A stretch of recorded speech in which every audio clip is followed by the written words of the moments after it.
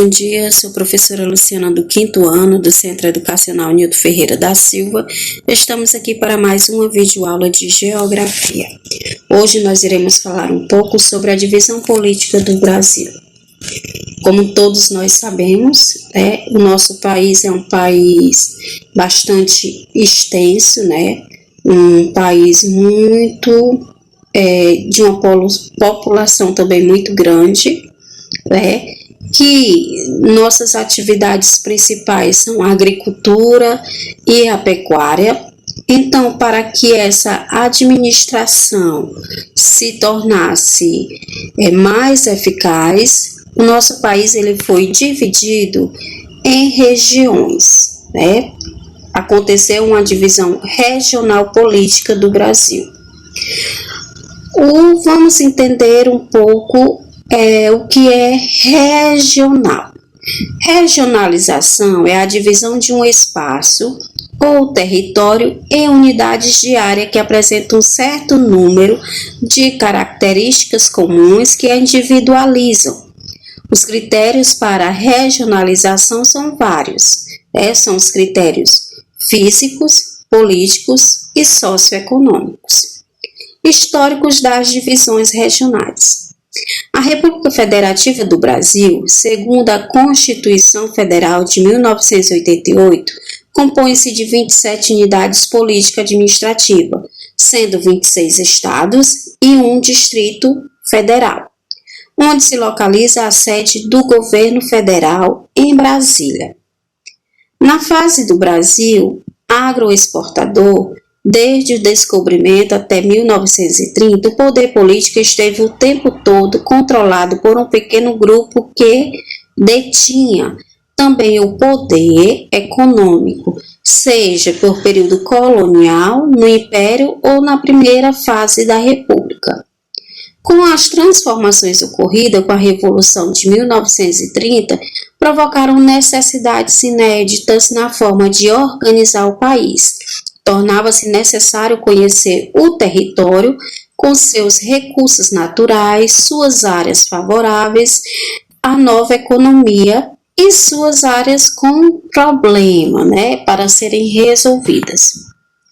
Devido a isso, foi dividido em regiões para serem melhor fiscalizadas e administradas.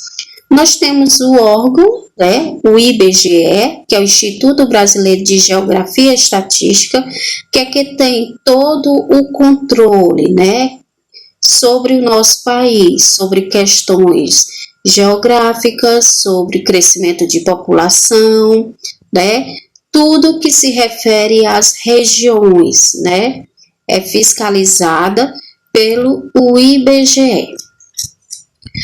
O Brasil, primeiro ele foi dividido em 1941 e 1945, tendo como base o critério de regiões naturais.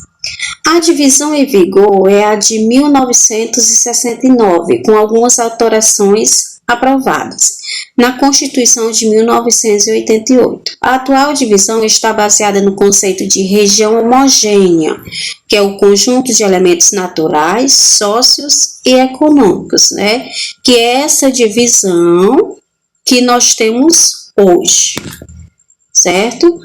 Então, o Brasil ele é dividido nas seguintes regiões. A região norte, A região norte é composta por 7 estados: o Acre, o Amapá, Amazonas, Pará, Rondônia, Roraima e Tocantins. Os primeiros habitantes da região foram os índios.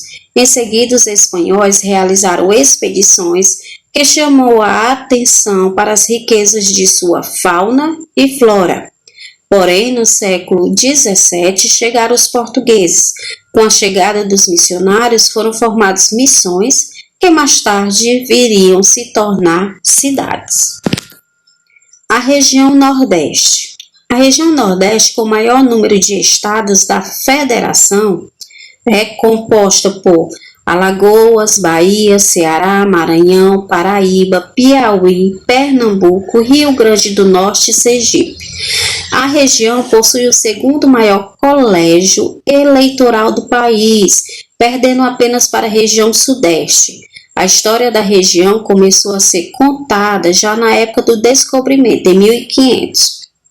Foi habitada primeiramente por portugueses, que juntamente com os índios tiveram como primeira atividade econômica a extração do pau-brasil, madeira muito apreciada na Europa.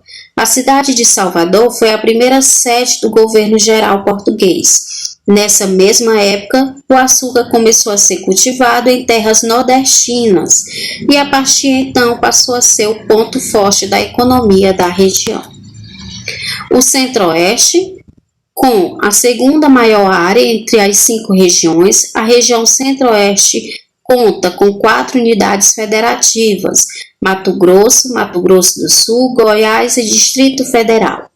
Entretanto, apesar de uma grande superfície, a região é também pouco habitada.